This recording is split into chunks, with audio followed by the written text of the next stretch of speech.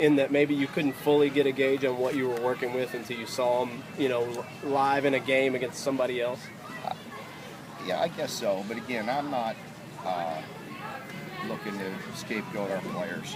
Us coaches got to do the best job we can to put them in a position to win. So, with that being said, again, you always look to do what you can do to put them in a position to win.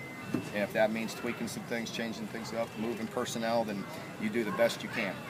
What did TraVaughn look like out there? I mean, now that he's working full-time, it sounds like, at that weak side linebacker. He'll be a good player. I mean, it's not good in that you missed all those reps with all the different pressure, all the different, everything you do. You got to go back to square one with them, and reteach them. So that part of it's not fun. So you got to see as much as he can handle, and you got to keep on moving on with your package, and where you're at game plan. How's he picking it up so far? And just the basics, he's good. He's good on his feet. He's good. He can play linebacker. We learned that pretty quick when we tried him in camp, and then we were banged up at end, and so you couldn't just fully move him.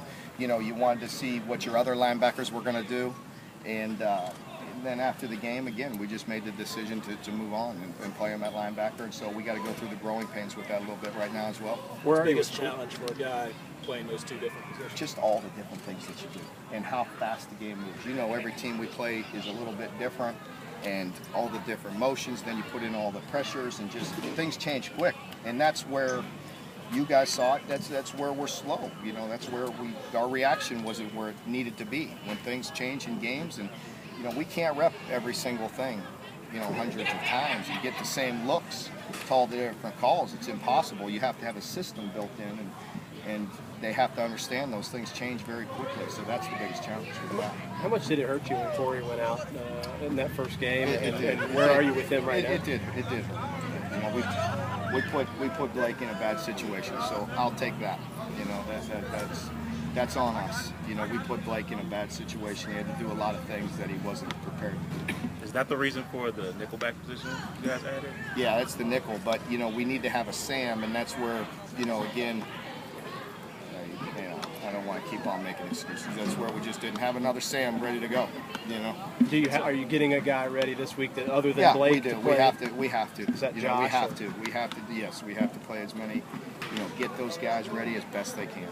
It sounded like you tried Blake at a few different positions during camp. What about him showed that he was going to contribute somewhere? Well, it was nice to see a young guy be able to pick up, and I talked about that before. I mean, poor kid, he played field corner, he played boundary corner, he played both safeties, he played nickel, and he played dime. For a freshman. So, and then he played Sam linebacker. So, that wasn't that.